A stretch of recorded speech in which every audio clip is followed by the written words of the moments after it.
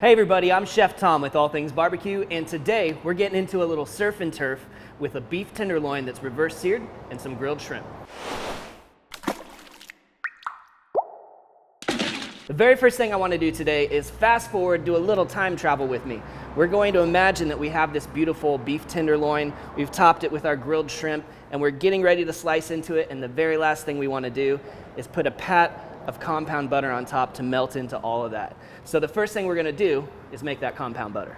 We're gonna start this off with a unsalted butter.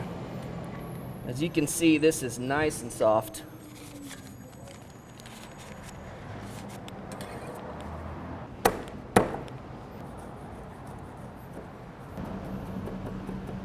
We're gonna keep this pretty simple today with the seasonings. We got about a teaspoon of minced garlic.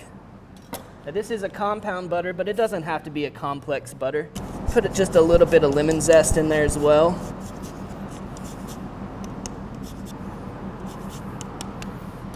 And then just a little bit of smoked salt and some fresh cracked pepper.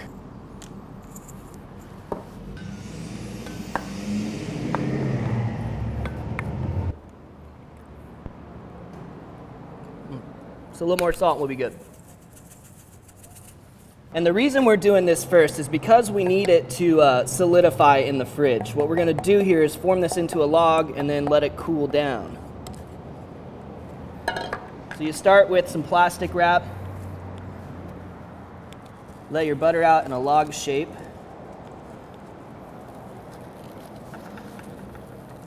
And then we're just going to twist this up.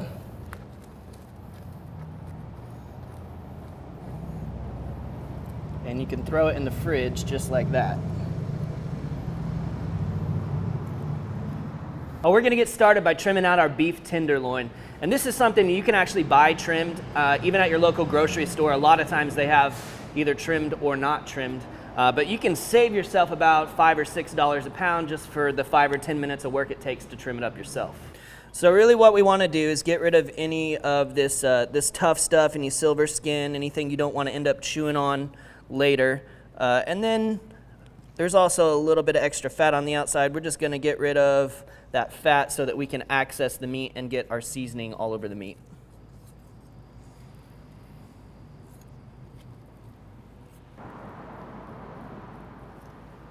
Now where you get some of these pieces that are hanging off kind of toward the end, this is great to just throw in your burger mix. You can grind that and it's going to make a really delicious burger later on. Certainly don't need to waste that. And this is that stuff that you really just don't want to be chewing on. You can see the silver skin sitting there underneath it.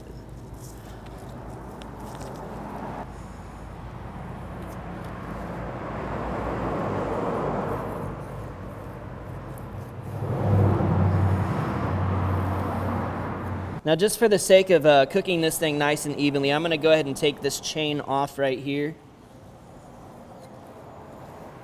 And then this is probably what you're familiar with seeing for your filet mignon.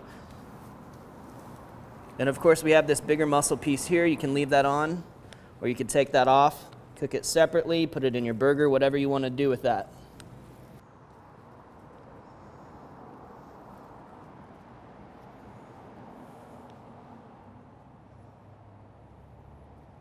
So here in a little bit, we're going to be using the Smoke on Wheels barbecue marinade to marinate our shrimp in. So we might as well pop it open now and use it as a binder on our beef tenderloin as well.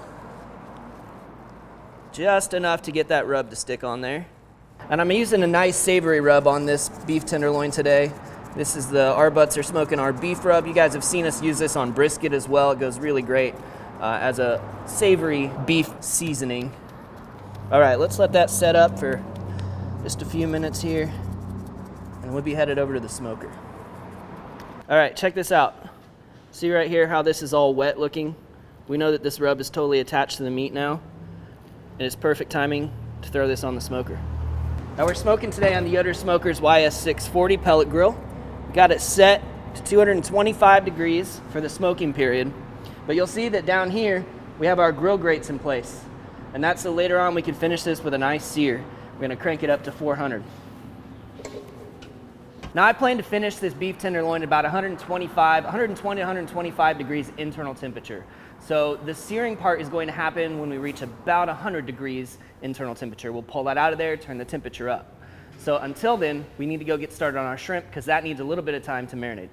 The shrimp we're using today do have their shells on, and I am going to take those off, and we can talk about that just a little bit. Now, I know some of you guys were saying you like to grill your shrimp with your shells on, which is great. I think there probably is some truth that helps keep some of the moisture in the shrimp. But what it also does, it prevents you from getting any seasoning through that shell and onto the flesh of the shrimp itself. And it also prevents you from getting any actual char on the flesh itself. So for this instance today, what I want to do is take these shells off because I want to get the seasoning directly on here. We're going to use a little bit different seasoning that's a little bit sweeter, and it's got some rosemary. And I want all those flavors to come through in the finished product. So we are, in fact, going to take these shells off.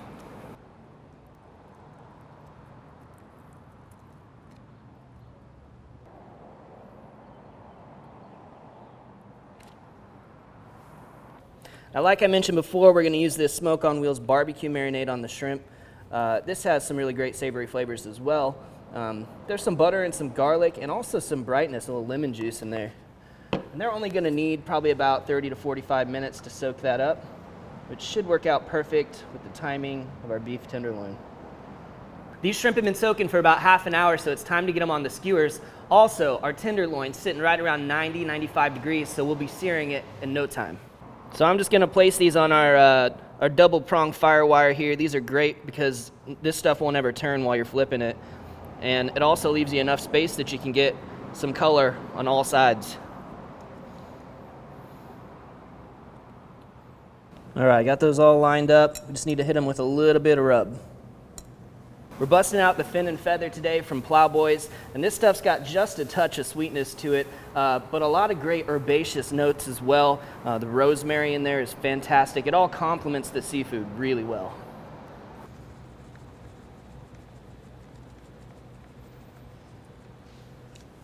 We started the smoke about 45 minutes ago, and we're now sitting at about 100 degrees. 102 is what I got right in the center of this tenderloin. So at this point, I want to take this guy off, and we're going to take this shelf out and crank the temperature up to about 400 degrees. We want to get these grill grates nice and hot so we can get a little bit of color on the outside. And just for this quick resting period, I'm going to cover it with foil. I don't know where you guys are located, but here in Kansas, it's about as hot outside as it is under this foil. But this is just a precautionary device just in case it's a little cooler where you are. These grates are nice and hot, and I want to make sure that nothing sticks, so we're going to hit them with a little bit of avocado oil. And then we can go on here with our tenderloin.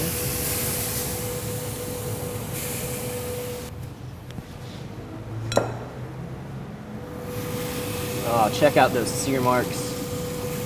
We're just going to roll this over and let it get a little color on the other side too.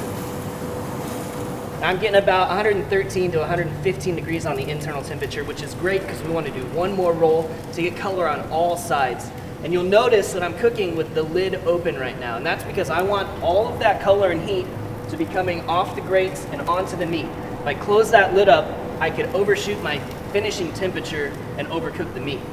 Now, if I need to speed it up in the end, no problem. I close the lid, give it a couple extra minutes, and it'll be there in no time. We're gonna give this one last turn, get a little bit more color on that bottom side. All right, with about 2 degrees to go, I'm gonna move this off to the back and get our shrimp on here. And these will cook as the tenderloin comes off and rests, and they shouldn't take very long at all. Now this is at 125. We can pull this off to rest. We give our shrimp a flip. All right. All right, we got some beautiful char on the outside of these. They're opaque, they're cooked all the way through. Let's pull them off. All right, guys, we did it. We made it to the future. It's time to melt that butter over the top. Let's watch it all come together. All right, check this out. Oh man, that's so tender I could use a plastic knife.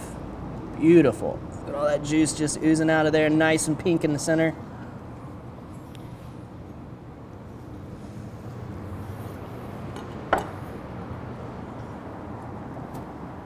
That right there. We'll add a couple shrimpies on top. There's our compound butter.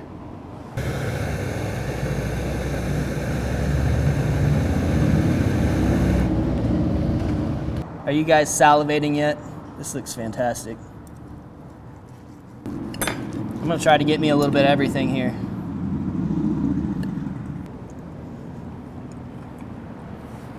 Oh.